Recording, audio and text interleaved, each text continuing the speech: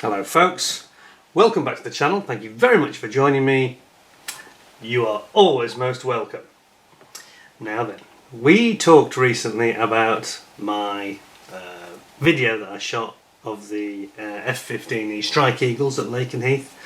A video which is very close, painfully close to 1 million views, which I'm probably never going to achieve again with anything else.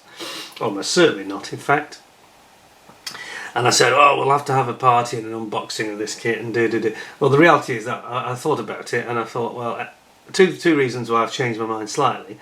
And I'm going to do an unboxing today. Because I think it's going to take a while. I think the party thing, well, we can do that, but we can bring this back in. I think to actually do an unboxing and talk about, it's going to be too long, that video, much too long, and it'll bore people. So I don't want to do that. So, that's the first reason. The second reason, your YouTuber needs you, as Uncle Sam would say, to do your duty and get watching my F-15E Strike Eagle video. This is the 8 F-15E Strike Eagles full afterburner launch video, which is it's actually 5 years old, this video, but it is just 2,500 views off hitting 1 million views. So we're almost there. So I want you all, please, to do your duty, and go and watch the video. I'll put the link at the end. Ironically, when I think maybe I went about this the wrong way, or people misunderstood, a bit of both. When I did this appeal video, that was incredibly popular. It got like 4,500 views, which is quite a lot for something that's nothing really. And I think people thought I wanted them to all appeal to watch that video. No, it is the one that's in the link, and I will put the link up here at the end, so don't miss it. In fact, I'll put a link to two of the F-15 videos, probably one here, one here. But it's the one with the multiple launch. It's only 3.5 minutes, I think, long. It's very short and it's total. It's not me talking. It's just all action, a proper aviation, full red-blooded afterburners on, and the noise is absolutely unbelievable. So please help me by supporting the channel by simply watching that video as many times as you can stand it. And I would urge you to put your headphones on if you got them, or have a big speaker or something, because the sound on it is awesome. The wind was blowing almost straight at me across the airfield, so the sound, even with my standard microphone in the camera, was absolutely incredible. And you can almost feel it, almost. I did feel it, I was terrified, but anyway. But we talk about photography of aviation subjects when we have that celebration, which is, I'm pretty sure that by the end of the summer, probably in, before September, I suspect, I think we'll hit 1 million views anyway.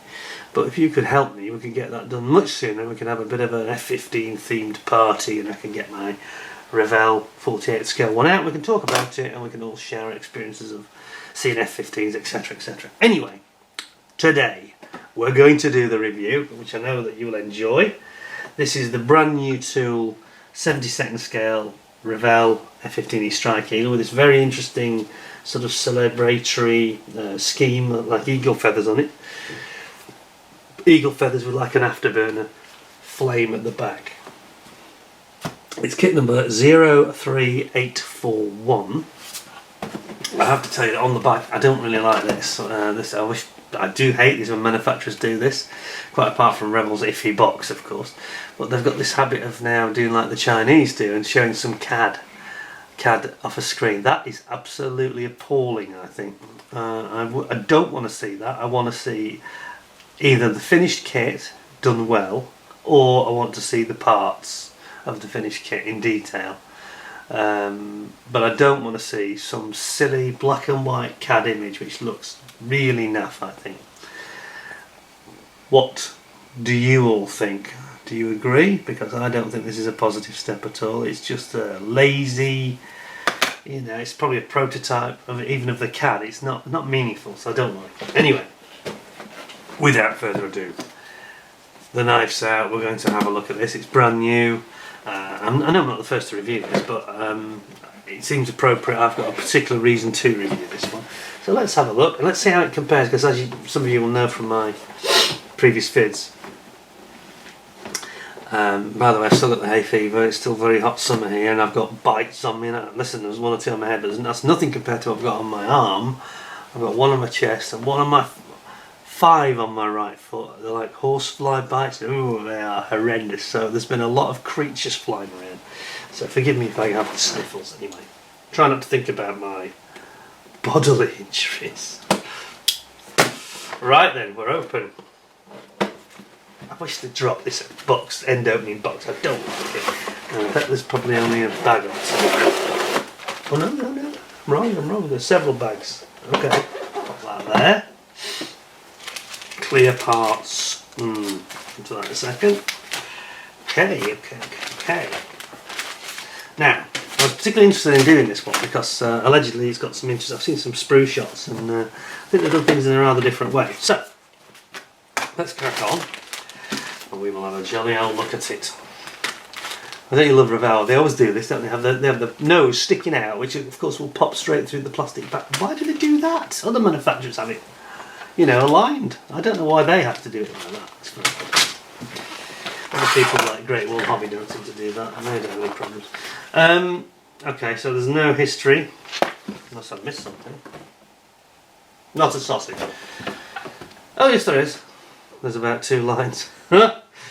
And that's something else, I get cross about this. You've seen so many recent kits, including the old Matchbox ones, that have got a great history, and the Airfix. This isn't good enough. 2 lines. Model of the popular F-15E Strike Eagle that had its maiden flight in 1986, yet was still considered one of the best fighter bombers in the world. Used by the US Air Force both in the Second Gulf War and in the Kosovo War. Very detailed and fully equipped with bombs, guided weapons and external fuel tanks. And that's it. Oh, okay. Right, I think they could have said a bit more, but anyway, like the fact that they've never been shot down in air-to-air combat, things like that. So anyway. Okay, so we'll start with the decals, as I normally do. Safety instructions, we don't need that, do we? Nice bit of tissue. Ooh. Oh, these are nice. Printed in Italy, designed by Decals. Made by Cartograph, I think you'll find. Okay, I think you're going to be impressed by this. So it's just the one scheme on this one, it seems, with this sort of eagle feathers style. But look at that, isn't it nice? I mean, the printing's absolutely fantastic. They've got the eagle's nose, which goes down the side of the actual aircraft's nose. We've got the 4th fighter group. It's like a bantam, like a Hanna-Barbera foghorn leghorn boxing chicken, I guess is what you'd call it, bantam chicken. And then you've got this sort of arrow with the feathers and the flame at the back, which is very seems to go well with an eagle, doesn't it? And you've got this sort of feathers design, which is really nicely done, isn't it? And again, the quality of the decals is so good.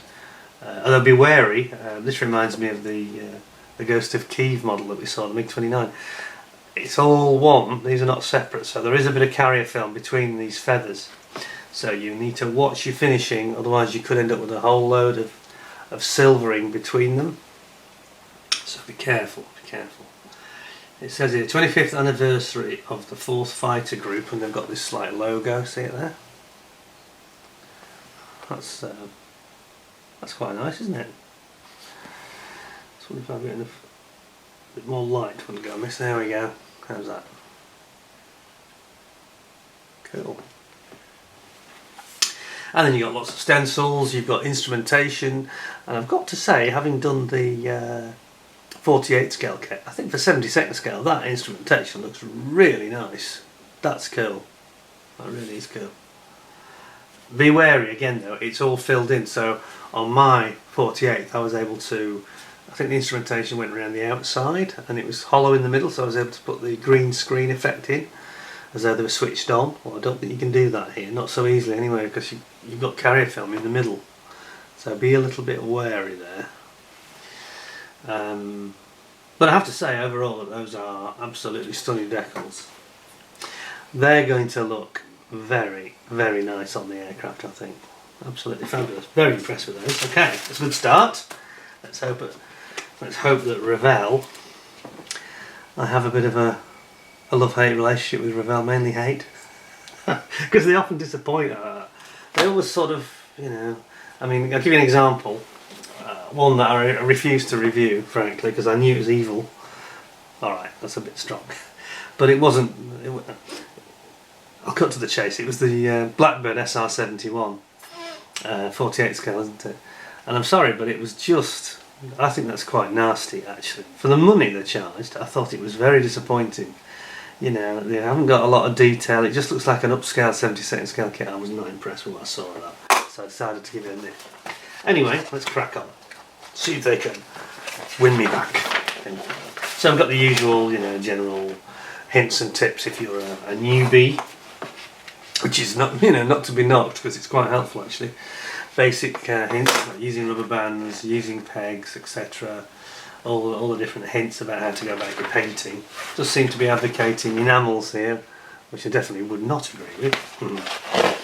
And then it's talking about several pages they seem to waste where they talk about colour call-outs and it's all their own numbers, so that's actually not very helpful, frankly. No. It just gives a name and it gives one of their colour call-outs for their enamels, I think it is. Or is it the acrylics? I don't know. But very few people use Revell, so it's a bit meaningless. Let's get right into it then. Here we go. Sprue tree call-out, starting here. Goes over onto the second page. Now interestingly there are some blanked out areas, so that does indicate they may be going to bring to market some other variants in the not too distant future. Got clear part sprue there, and yeah, it's all laid out for you. So basically into the construction then. Here we go. So you're building up your seat and your ejection rails at the back. It looks a little bit detailed. That's a good omen, I think, that's coming up. Then we've got a combination here for the actual cockpit tub itself. For the front and rear tub you've got some decals and painting required, so obviously that's going to get some detail into the instrumentation and switches at the side, which is good. You've got to bear in mind it's 72nd scale, so people say, oh, look, get resin. Well, do you really need to do that? Let me just zoom back here a second. Move those decals will disappear. I'm not telling other people how they should model, and everybody's free will, hopefully it's free will, but do your own thing, whatever suits you. But my advice to a lot of people is don't be sucked into this, you must get resin for everything, especially on 72nd scale. I toyed with it with the MIG Foxbat, the ICM one, and I'm glad I didn't bother with any of that stuff, because you can't see anything really unless you go right in and get a glass on it, or a loop, or, you know, a watchmaker's loop. Yes, okay. But really, you know, at that scale, it doesn't really merit throwing lots of money and lots of hours and trying to make resin fit into parts it wasn't really designed properly for. Not knocking it on the bigger scale kits. I think 48th and bigger, then yes, it's a different kettle of fish, especially if the kit's not that great. But I'm not convinced. And I'm not going to waste any more money and time hunting out resin parts and tiny little cockpits, you know, with pedals and things as well, the things you never see, it just aren't needed. So my advice is don't bother. But anyway, just my 2 cents, as they say, or 4 penneth as we say in the UK. Very old Victorian expression. It's interesting actually to note that I don't think this has got anything like any I don't think it's got any pedals. It doesn't bother going down to that detail because there is no point. You cannot see it, you know. I mean, if you're one of these people that thinks, but I know it's there, well, maybe you should just go to bigger scales. If you like that and you want to know that it's a proper scale model, just go to the bigger scales. At this scale, it doesn't really work, I don't think. But look at these instruments they've done. I think they've done this really rather nicely using these decals I mentioned. Combination of decals and painting. You've got the Wizzo in the back there on the right. Their instrumentation for operating all the weapons, etc. Looks good. We've got the little joysticks that you often see, almost look like a computer games console joystick in the F-15, and they are coming in here. Then you're going to bring the 2 nose sections together. Let's see by just a fraction. 2 nose sections come together there. Then this is where it goes off and starts to be rather innovative, I think. You've got this sort of central section, which is the intake tubes, the full length intake tubes, complete with a sort of a spar assembly for assembling the wings to. Now this is something new for Revell, something looks quite clever actually. Looks like they've been taking a leaf out of Tamyar's book. Then you're bringing in your, as it will be is that the upper or lower?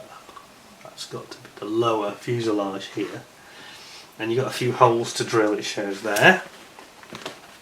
Then we're going to bring the top and, you've obviously got this assembly now, haven't you? With the wing stubs and the upper wing section, but not including the outer piece, because the outer piece of the wing, again they've split that. I hope there's not going to be a big joint or gap, but they've split it, can you see? Here. So we've got the outer tips of the wings are on the lower section, and the more inboard is on the upper section. So hopefully that should come together without any major joins and in a nice neat way. And then of course you've got your upper and lower main fuselage sections coming together there and covering up those intakes. Then you're building up the sort of shoulder area, which has got, of course, on the starboard side, it's got the General Dynamics cannon on it, 30mm, isn't it, I think. And then we've got these interesting approach again with the intake ramps themselves. The upper intakes coming in here, and two parts sort of attaching together. Interesting the way they've got them sort of slotted with like 3 fingers. I'm not sure what that's about. I'll have to look at the plastic. Then you've got your CFT, your conformal fuel tanks coming on here, both sides. It's recommending you tape them on. I've got to say the instructions are fairly clear. They're nice and bright and clear. Then here we've got the rear cockpit combing. This is where you get into problems with the 48 scale kit with gaps and joins and things. Hopefully they've learned the lessons from that and they've done a bit of a neater job of it, I'm hoping. And then you're bringing on your actual upper intakes onto the ramps here. And then you're bringing in this nose section. They're very wedded to this modular nose section though, aren't they? I have to say. But at least we should be grateful they've got a separate nose, which they did not have, of course, on the 48 scale. It was a full length nose split down the middle. This is more like a slide moulded single piece section, so that is to be applauded. Then we're going to build up our jet pipes at the back, and again, not sure about this. I mean, a lot of them are doing this, including Great Wall Hobby. They've gone for these separate petals element, building it up with several of them to build up the actual jet pipe nozzle, exit nozzles, the exhaust nozzles. And they've also gone for this again. They've gone for this. I was a bit frustrated. I hope the parts are good, because on the 48 scale kit this was a nightmare, because these parts, the actual actuator rods, they were all misformed and a bit nasty, to be honest. I had a nightmare, as does everybody that builds that kit, I think.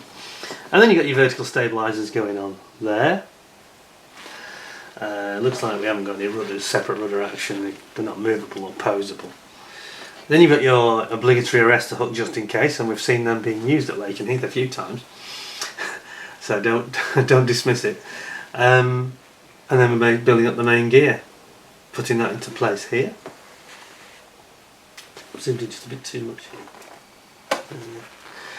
And then you've got the main gear on the other side, putting in your main gear doors here. And your nose gear goes in here, at the front. All good so far. All good. Now we're onto the canopy, and they're building up the canopy framing, reinforcement at the back, and the sort of reinforced plate in the centre.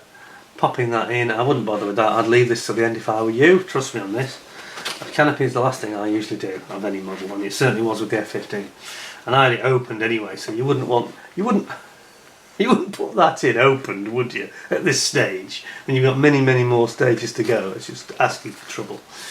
Anyway, then you've got some pitot heads on the side, temperature sensors and airspeed, altitude sensors, etc. And then we're into the stores. So we've got our drop tanks, I believe 500-pound tanks, can't remember now. And then we've got all the various pods. So we've got the AN pod, AAQ13, and then we've got, is that the lightning pod? I always get mixed up. And then we've got the 14, and we've got the RCT4s. A lot of these RCTs are basically the pylon mountings for the weapons that go on the CFTs. And then we have got the rails. What is that about? There's pylon. It's pylon, isn't it? Pylon rail. And then we've got some laser guided bombs, like a bunker buster style bomb here. Sorry, that's like more like a dumb bomb, isn't it? Maybe it is laser guided, but that's your laser guided LGB type bomb, with you can tell by the nose of it, of course. It's got the seeker head on it and laser seeker. Then we've got the sidewinder here. Oops, sorry. And then you've got your drop tanks, and then you've got your side pallets, pylon pallets that go on to enable them to put the sidewinders on both sides of that. And then we're nearly at the end actually. So we've got the centerline fuel tank, ventral tank, and you've got your lantern pod and lightning pod going in either side. Then you put in these rails, weapons rails. They go on the underside of the fuselage, and finally you put your laser guided bombs and your dumb bombs, and your wing tanks stroke sidewinders go on there. And that is that. So that's the construction finished. I think it's all going to come down to how good the actual parts are really on this kit. Here's the scheme, which I have to say they've done a really nice job of this. I think it's going to have nice decals, so as long as you're careful, I think you get them on no problem. Just avoid silvering, just be wary on those two eagle feathers. That's the one area you've got to be very, very careful.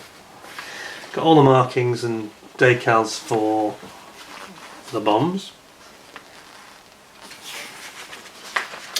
And here we go, here's the scheme itself, and I say this is the area of concern. You've got to be, if you mustn't have too matte a finish because you'll get silvering between the feathers. So you've got to try and avoid that by putting a gloss finish down, or maybe using a fine polishing sand and getting it smooth, but it needs to be smooth, that's for sure. And of course it's gunship grey, what a surprise. So it's the 75th anniversary of Seymour Johnson 2017-2018 special commemorative aircraft. So that's very nice. I have to say that the actual the instructions are a bit only disappointing in that they don't have any detail on about the aircraft, but other than that really rather nice, very clear and bright and everything. So let us get organised, then we'll have a look at the plastic and see what we think. We'll remove the box for a minute, take it away, we'll get right into this properly. And I am glad now that I'm doing this as a separate review, because I think it was just the other idea was doing too many things in the same video, I think. So now Revell, helpfully, I've got this habit of taping their bags, which is okay to be honest. Let's have a look at what we have. Starting with wings. Okay, it says on it Revell 2021. It actually says F-15, it doesn't say F-15E. Interesting. So you can guarantee there's going to be other versions, as we said. I'm just going to check, and zoom in for a second. What I'm going to check actually is, if I can stick that there for a moment, like that, so you can see it. I'll zoom in a bit, and while you're looking at that, I'm going to just move off.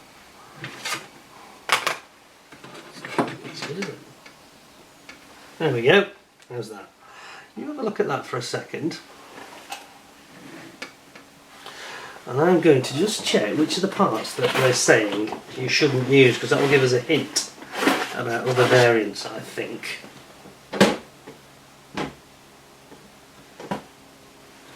What were they? Which sprue was it on? It was on the one that's got the tanks on it. It was Sparrow missiles, I think. Yeah, Sparrow missiles. And a couple of the wheels, different wheel variants. Oh, that's odd. Why would that be? Can't see any difference in tyres. That's all it was. So actually, okay, I think it's just they're just going for a generic. But you can guarantee, yeah. So the only thing they're actually telling you not to use is the Sparrow missiles and 2 of the wheels, which I don't really understand, it's still the same, but obviously they're going to have an F-15E C or something that they're going to bring out with some of the same, it's like a weapons and wheels sprue. So that's obviously what they're playing at. They're going to have a generic sprue that they can transfer across. Anyway, let's get into the detail of this a bit more and have a closer look for you at this wing. Here we go. I have to say, from what I'm seeing, that is very nice. I have to say also that the plastic is much beefier than we've seen from Revell. This sprue is beefier, it feels really solid. Very nice, quite thick. Excuse me. A bit thicker the plastic. There are still traces of their usual release agent in the mould. Can you see where the ejector pins are there? Little dark circles and smudges here. But it's very meaty. It feels quite solidly moulded. That much more solidly moulded than the 48 scale version, which is in parts is incredibly flimsy. Look at the this is the Mauser. Sorry, I always say the Mauser. It's the General Dynamics cannon, 30mm cannon that's in the starboard wing root. That's the muzzle exit there. You've got your intakes here, which has got some, again, it's got some really good detail on it. Just get a bit closer. See that? That's really rather nicely done. But the panel lining, bear in mind this is 72nd scale, yeah? The panel lines and the details of the flaps and access hatches is really nice. I mean proper. Look at this. That's beautifully done. It's almost so good actually looking at it. The finesse of it. It's almost like Revell have not moulded this. Now I think they've got this factory in Poland now, haven't they? So I suspect it's come from there. The Polish factory, so perhaps they've got a new standard they're trying to achieve. Because again, if you look at the grills and things at the front of the wing going toward the intakes, again they're really well done.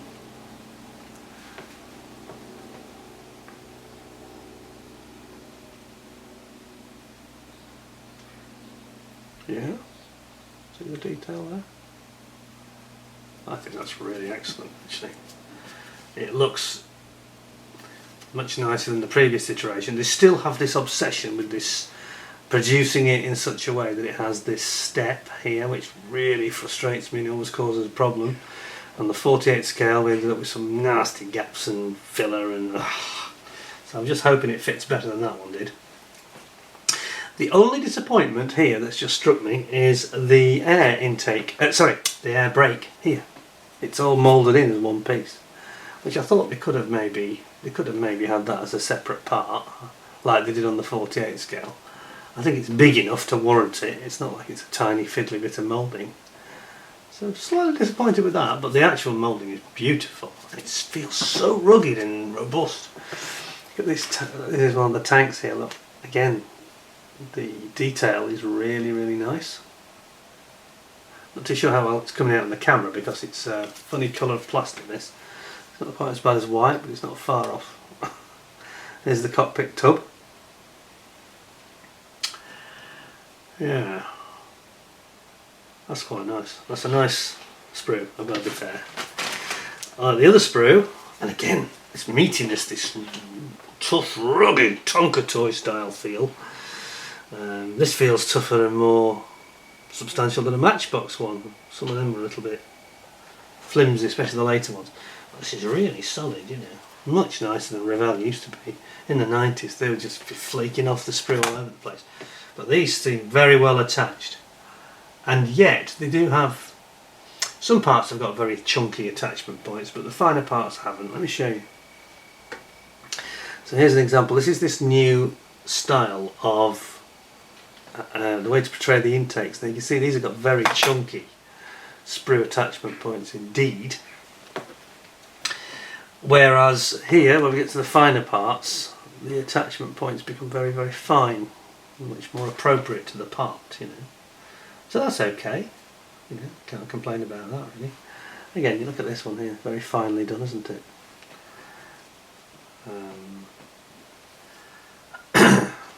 And here on the tails, very, very chunky again, you know. But the actual moulding is just, I don't want to say, I want to say Tamiya-like. I don't want to over-egg it. But this is very, very good. It's certainly up there with the likes of Great Wall Hobby. I mean, look at the detail on this. Zoom out a little bit. But the detail, the way they've moulded this all in one piece with the tail planes already in place. That is really rather well done. Especially when you see the under fuselage detail here. See this hole here, this circular hole, that's the APU, Auxiliary Power Unit exhaust, which is basically just a miniature jet engine which provides backup power for the engines and for the hydraulics electronic systems. It helps to start up the engine basically, the main engines. But look at the gear bays, those are nice as well. And then over here we've got the actual nose, which is one piece slide moulded, I think. Oops, there it is, the nose. It's a pity they have it pointing up so it goes, you know, they have it in such a way as it pokes through the bag. But look at this, this is this rather interesting arrangement they've got for this spar built into the actual intake ducting. That's quite a clever system. I think that's something that's probably been overdue. Instead of just sticking wings on and hoping they stick, this gives it some support and rigidity to make sure that it aligns properly as well. So that's really, really good. There you've got your engine intake fan blades. Got your nose well here, the gear. Nice main gear bay doors. Got some great detail on them. Look at that. That's nicely done, isn't it? Fine detail there. That's a bit of a step up for 72nd scale. Then we've got the nose section here, which is this this modular bit. I'm just worried. It's this joint I'm worried about at the back. How it's going to go in. We shall see. We shall see. And then you've got the ejector seats here, complete with the. This is the rail at the top that smashes through the canopy in case the canopy doesn't shatter properly. There's like a spike built into it so that it can go straight through if it needs to. I have to say, another excellent sprue. I mean, look at the detail on the side of the nose here, with all the little access bays, electronics bays, etc. It's really, really nice, isn't it? Yeah, there's some great detail there. I like it. I like it. So far, so good. Actually, it's miles better than that 48 scale nightmare. I mean, it was accurate looking as a kit, but it was just a bit of a pain to put together, to be honest. That was the problem. It was the assembly. See me back out. We don't want green screen, do we?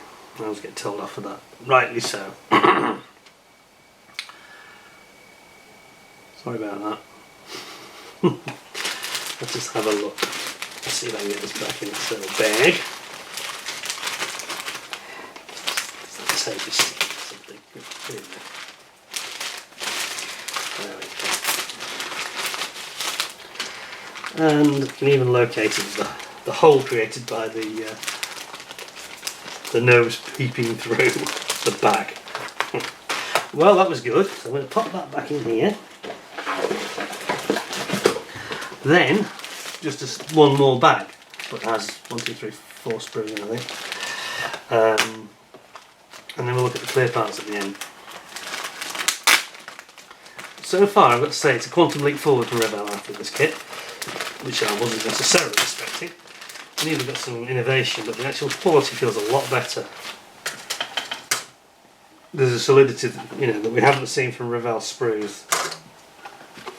Everything feels properly designed and put together.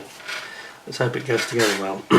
Now then, here we have the underside of the Cockpit 2 intakes area, as you can see. And that is, again, very, very nicely done. Look at the detail there. All those little hatches and The engraved panel lines are just exquisite. Absolutely gorgeous, that is. Then we've got our conformal fuel tanks down here. And again, some beautiful detail on them. Look at that. Now remember, this is a kit that's only costing... What did I pay for this? How much did I pay for this? I'm not going to tell you the retailer, that wouldn't be fair really, but I think I paid £25 for this. Now the Great Wall Hobby one, which I did the review on some time ago, that was £40, so it's almost double the price. So I've got to say, at £25 this feels very good value for money. I mean, they always are, aren't they? Or they always seem good value until you realise they're not very nice. But that doesn't feel the case with this one so far. Let's have a look at some of these other parts. So we've got the top here, the rear coaming of the fuselage behind the canopy. Look at that. That's nice. Again, you've got the little air conditioning vent that is behind the canopy for the cockpit ventilation. You've got the cockpit tub itself. That's the... Is that the rear or the front? I think that's the front. Could be wrong. Hard to tell at a glance. The other one was on the other sprue. And then you've got your ejector seats here. And again, some fair detail for 72nd. That looks to me reasonably nice and probably detailed enough. Again, another ejector seat over here. And then we've got some of the coaming here that goes over the instruments, and the framing for the canopy that goes between. And then you've got lots of these little pylons for the various weapons that go down the CFT.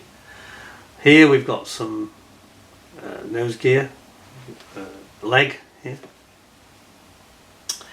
Here are the instruments.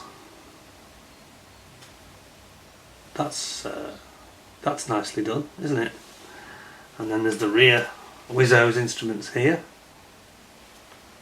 There. That's good. Now they've done it well. And then you've got your lantern pod and the anti-radar. I can't remember what it's called. You have to forgive me, my ignorance there. Yeah, I mean, and then you've got these are rails, the weapons rails that go down the CFT in two parts, one there, one there. The moulding quality is very, very high here. This is the highest quality moulding I've seen from Revell that is not a Reebox. By miles, I think.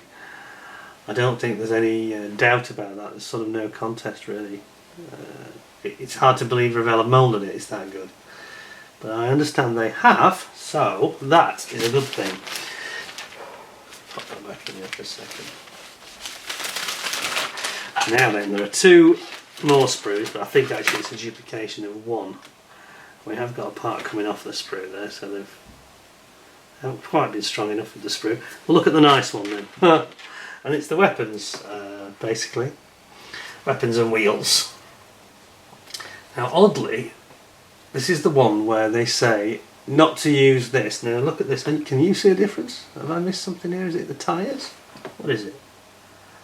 It says use this, do not use this. Well, I can't see any difference really.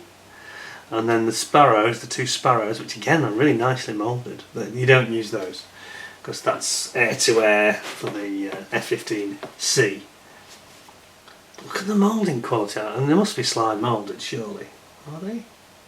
Well, they haven't got any sort of jet pipe at the back, which is slightly disappointing if you can see that.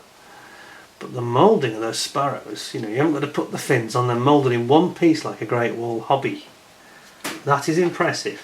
Then we've got the sidewinders, heat-seeking missiles here, and then we've got the laser-guided bombs. I think they're bunker busters, aren't they? Then we have, this is where I get nervous, then we've got these petals which form the actual jet nozzles, which open and close of course, famously, as you can see in my video. And then we've got the sort of more dumb bombs, conventional bombs. And then here, these little tiny pieces, these are the actuator rods. Now, I've got to be fair and say that they are nicely moulded, and they're horribly moulded, the most mismoulded short shot mess that I've probably ever seen in a kit. On the 48 scale version, they were really nasty, horrible. I mean, you had to repair everything, and it's just terrible. Anyway, zoom me back in. Then we've got the jet pipe itself. This is the sort of inner pipe here we're looking at. And then you've got your tanks, and again, the moulding of these tanks, look at the detail on them. You know, you've got little access hatches and sort of fluid level top-up flaps and things where they check the fluid level. Very nicely done, that. Very un-Revell-like, really. I think it's beautiful, actually. Not too strong a word. Not often I think I use words like beautiful when I'm looking at a Revell kit. It really isn't. But it's a gorgeous sprue, and there's two of those, obviously. This is going to get a good rating. This is going to be the highest rated Revell ever. I can feel it. It's amazing. It's really nice. Put that and that together. And let's have a look at the clear part, which they sometimes fall down on. So that, perhaps I should not get too excited just yet. How does that go? Like that, like that. Yes, it's a bit of a problem, isn't it, getting them to go together, so I think we'll do it that way.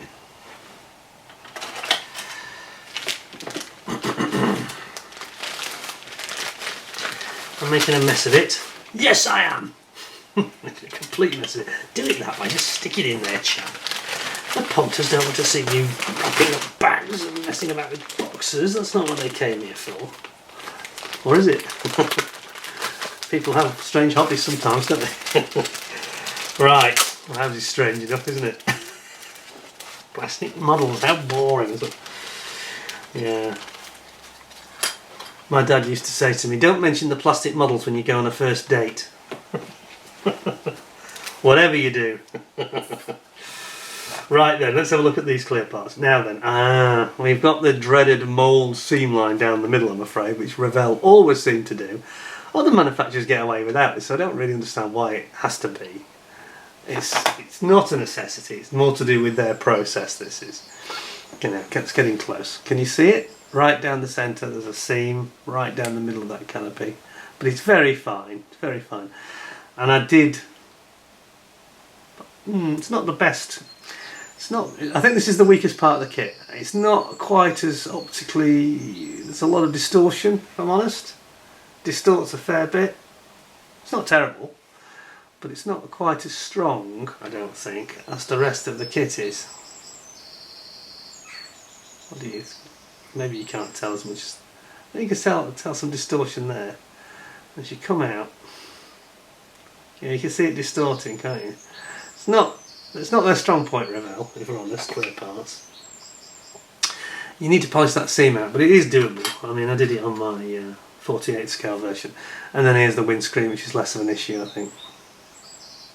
But it's also got a centre seam down it. It's a bit annoying. I'm sure I remember that on the other one, 48 scale version. Oh dear, well. It does feel as if my predictions have come true, but I said, oh, it might let me down at the end. It's not terrible. It's not a major problem, don't get me wrong. But it's just annoying that, you know, why do they have to have a centre seam and the manufacturers don't? They do it and Great Wall Hobby do it. Tamiya don't. Well, no, that's not true, is it? Tamiya do as well. They're the other guilty party. No, I'm wrong. They're the three that are usually guilty of this. But others, like Zokimura and many others, I'm trying to think of them all. Airfix don't always have a seam down it. The Airfix managed to get away without it. So it's more to do with the way that their moulds are designed and set up, I think, than it is to do with the actual necessity, you know. I've heard people say, well, that's the only way they get... No, it isn't. If that's true, how can other manufacturers not have the problem? So that's not true, is it? Do you know what that was going to get? That was going to get, I think, 10 out of 10. I can't give it that now, though. No, I can't. But let's not go over the top, because to be quite honest, this is a quantum leap in quality for Revell. If you just have a quantum leap on the clear part, would be a lot better off, I think. Well, I enjoyed that even more than I thought I was going to. I thought it was going to be okay, but that's... yeah. Canopy can be fixed. It's not a major problem, it's an easy fix. It's beautiful, that kit. Where do I stand? I'm going to give it 9.5 out of 10, despite its naughty canopy at the end. I think that, although we don't like the boxing, but that's just Revell, they're all the same. You've got to judge it in the round, and especially versus its price and what came before. And what's on the market that competes with it. So, it's 40%, 45% cheaper than the competition. It's definitely 9.5, isn't it? I think it's fair. I'm not a fan of Revell, but if they can make more kits like that, I will become a big fan of theirs, you know. I've got nothing against them personally. I don't mind that they're German or where they build them. I'm not interested in that. I just judge it on the plastic and how it goes together, or rather, doesn't go together most of the time. I've got a hunch that's going to go together pretty well. I think they've thought it through. You feel like they've tested it and they've made mods and they've thought about the modeler and how he's going to construct the thing, and they haven't done that in the past. They just chuck it on a sprue, spew them out as fast as they can. For £25, I don't think there's a better kit on the market for £25 than that, to be honest. Well done, Revell. I'm genuinely impressed. 9.5 out of 10. Well done to you. Hope you folks that watch the video will give me 10 out of 10 with a thumbs up.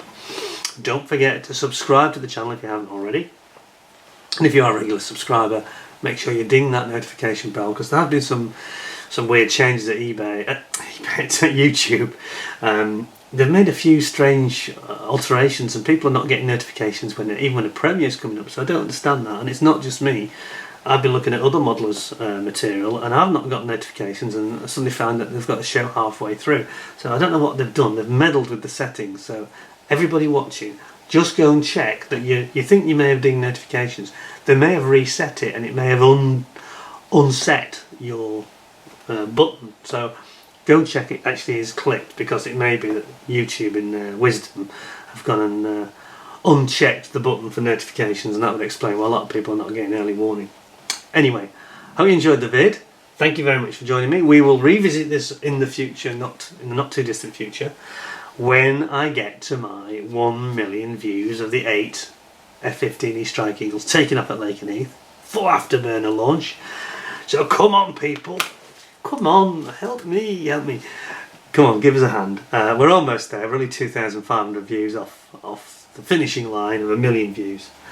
And once we get that, I'll have a little bit of a party. I'll get out my F-15, the Revell 48 scale, and we'll talk about F-15s and we'll talk about photographing them, and I'll give you some tips to help you, because I think I hit the sweet spot on the day I made that vid, and you'll see what I mean. When you click the link up here, which I'm about to put up any second, and then you can have a good look at that, and I think you'll enjoy it. And listen, get your headphones on, turn up the volume, just try not to deafen yourself. Yeah, no litigation for me deafening people, but it's an awesome sound. Anyway, so we'll revisit again. In the meantime, thank you very much for joining me. Don't forget to click the link up here. Thanks a lot, and stay safe. I hope to see you again in the very near future. In the meantime, thanks a lot, and bye for now.